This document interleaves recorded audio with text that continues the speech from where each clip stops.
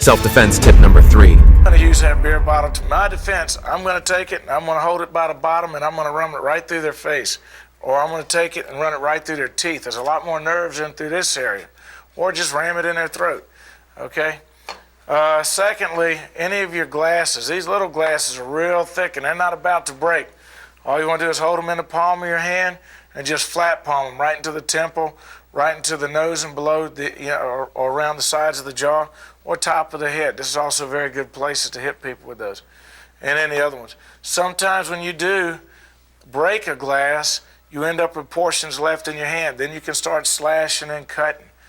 These are also real interesting. A lot of females carry hairbrushes, and waitresses, they leave their pins laying around.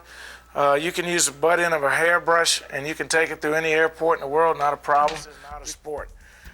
This is a war. This is a matter of life and death. You, your friends, and your family.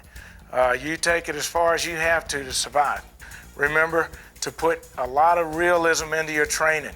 Environmental realism, chairs, pencils, pens, knives, forks, whatever you happen to get your hands on. Use your distractors. Very important to use your distractors. I know you've seen them come out. A quick distractor will distract any individual for an instant, and that instant is all you need to close the gap and finish. A real good fighter, he can take one counter and finish you with one blow. If you train hard enough, work on your elbow strikes, work on your other strikes, you too will be able to execute any of these techniques. Find your favorite ones, suit them to yourself, and put it to work.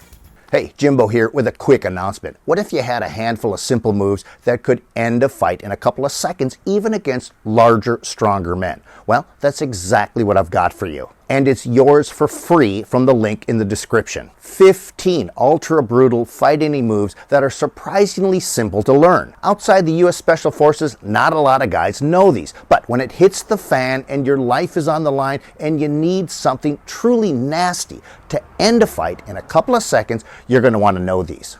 This brutal hand-to-hand training is yours for free. Just get to the description below and click on the link. Okay, back to our video. Self-defense tip number 2. See, I brought this. It's the only thing I brought home from prison was a comb. So I have long hair back in the day.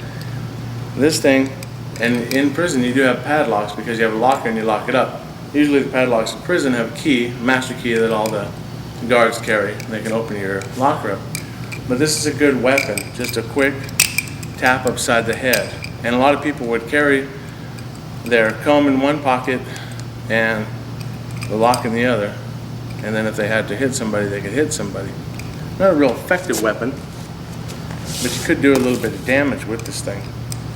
And it's pretty inconspicuous too. So if I had to damage somebody, damage them a little bit with this weapon.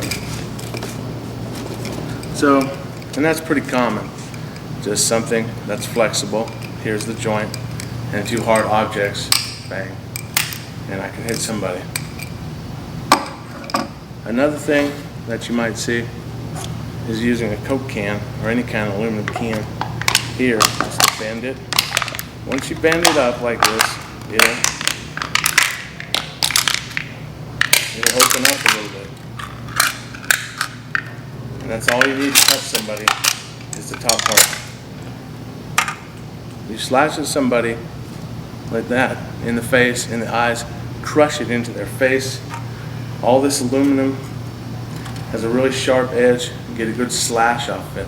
This is a pretty much everyday weapon anywhere, but you see a lot of people carrying empty Coke cans around the joint. That was why. Not to really kill somebody with it, but have a little bit of advantage. Someone's crushing this into your face, yeah, it's going to bother you.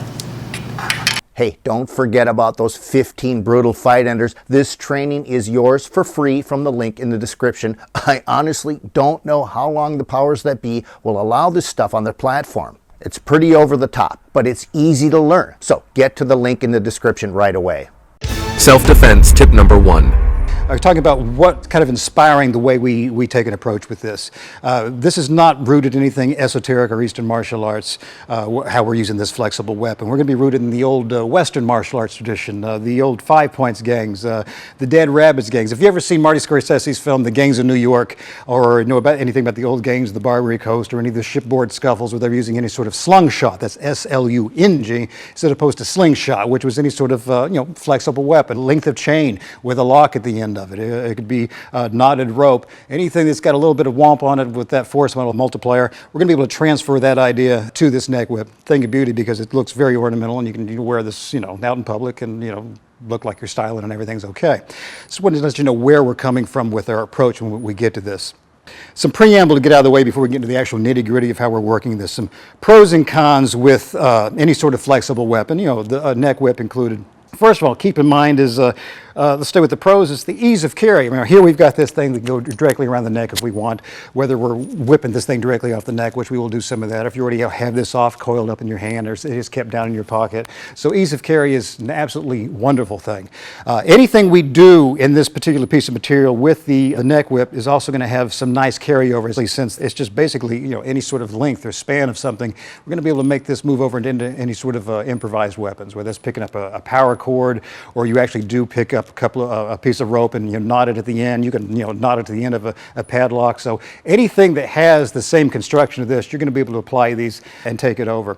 Some of the cons with it, though, this is a specific distance weapon, as I think you pretty much already understand here, is the fact that it's basically at the end of the span is where the force multiplier is going to be. So obviously if someone's like 12 feet away and they have a firearm, well, this is just absolutely ridiculous to think about this is what we're using against this. But of course I don't think any one of us are thinking along those lines here. Another minor con with it is going to be the bite whenever you're training with this, meaning when you're working with it and you're trying to find out where you're going to be able to whip and take this thing to. You've got to drill with it a good deal, because if you're not used to it, this isn't something particular to this item. This is all flexible weapons. If you haven't played with it a good deal, you're going to wind up whipping yourself. And if you're doing this with any kind of force or speed on it, you're definitely going to feel it. And that is going to leave a mark, and it's going to stay with you for a little bit. So, and you just can't work it only in the air. You've got to take this thing off into a heavy bag or into a bob, to a rubber dummy, or you can find yourself. You can wrap some carpet or carpet padding around a log, better even if it's got a tree limb sticking out the side of it. Just anything that allows you to get used to the blowback of it, what's going to happen when you're trying to play with your follow-through. Another little bit of a drawback with the flexible weapon, and this is only a drawback if you get kind of tunneled in on this, and this is the difference opposed to the Eastern martial arts approach, which is kind of weaker on defensive capabilities, meaning if you're here looking for any sort of someone's throwing punches and you snagging this thing up, trying to loop this up into a coil and blocking with this, well, that's a little bit of Hollywood mythology. That's really not what you're going to find here. It does have defensive capabilities, but as far as you trying to use two-handing blocking, looping, trying to coil into anything, that's really just not going to happen. That's just Hollywood stuff, and when you actually take it into live sparring, if you play with it a little bit, even if you think initially, yeah, I still think it's a cool idea, I'm going to give it a shot, I heartily encourage you, give it a shot in real time, see if it comes out, and I think you're pretty much going to find that it doesn't come out. A couple of myth conceptions whenever it comes to these is also the idea that it can be used in a thrusting or a snapping sense, meaning in some systems with a flexible weapon, you will see this actually whipped out and trying to get some precision hits where we're actually trying to pinpoint, hit something at the end. In some cases, that can work with a very long flexible weapon, something that might have a very heavy striker at the end of it, or even a dagger at the end of it. But here we're talking about something that has to remain both kind of street legal and something that is actually it's a bit of fashion that can be concealed for you to have out there in your everyday life. This sort of you just snapping out there is going to be probably more annoying and aggravating than actually is going to be a stopper. So we're going to stay closer to the whip and sweep capabilities with it.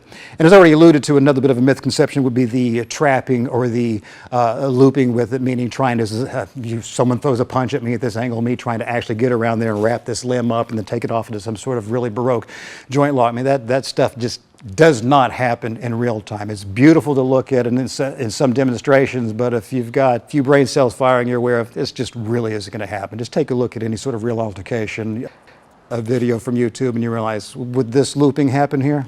I seriously doubt it.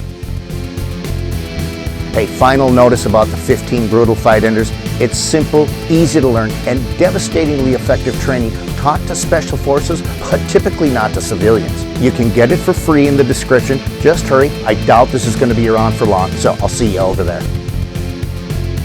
Thanks for watching our video lessons here at TRS Direct. Hit the like button down below and consider subscribing to our channel here on YouTube.